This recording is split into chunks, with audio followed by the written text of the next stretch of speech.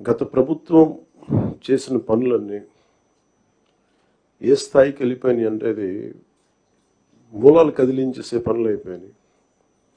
వీటిని సరిదిద్దుకోవడానికి we kept all our differences aside.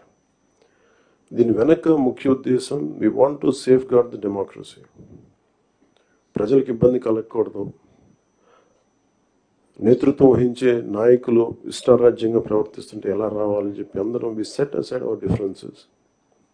We formed an alliance and people believed in us and they gave a great mandate that we would like to remind that part. ఇదంతా మీకు ఎందుకు చెప్తున్నా అంటే నా పర్సనల్గా నేను రివ్యూస్ చేస్తున్నా, ఏం చేస్తున్నా, ఒకటి ఫిజికల్ ఇర్రెగ్యులారిటీస్, ఫైనాన్షియల్ ఇర్రెగ్యులారిటీస్, ఏది కూడా రూల్ బుక్ పాటించని విధంగా ఇవన్నీ చూసి చాలా ఇబ్బందులు వస్తుంది. ఇందాక కేశవుల్ గారు చెప్పినట్టుగా we took the guidance of Honorable CM. I take really pride in working under him and along with him, and all his experience, expertise and his administrative capabilities are quite really inspiring. We are willing to learn from him.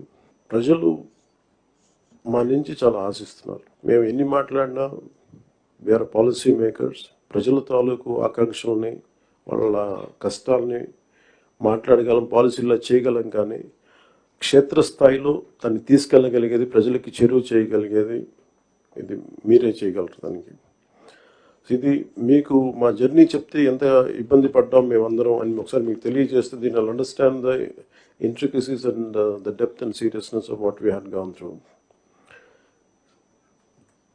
గత ప్రభుత్వం మా అందరినీ చాలా చాలా ఇబ్బంది పెట్టింది.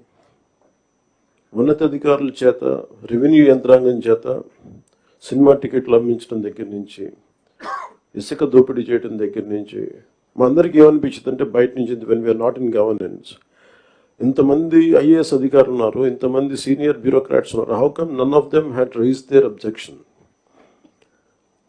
మాకు common మెన్గా ఎలా ఉంటుందంటే బయట నుంచి చూస్తే యూర్ ఆల్ ఎక్స్ట్రీమ్లీ లైక్ మీరు ముసోరి లాంటి చోట నుంచి వచ్చి ఐఏఎస్లు చదివి how come you didn't say no to that, how come you haven't objected for anything, any wrong doing. మాకు చాలా ఆశ్చర్యంగా ఉన్నది.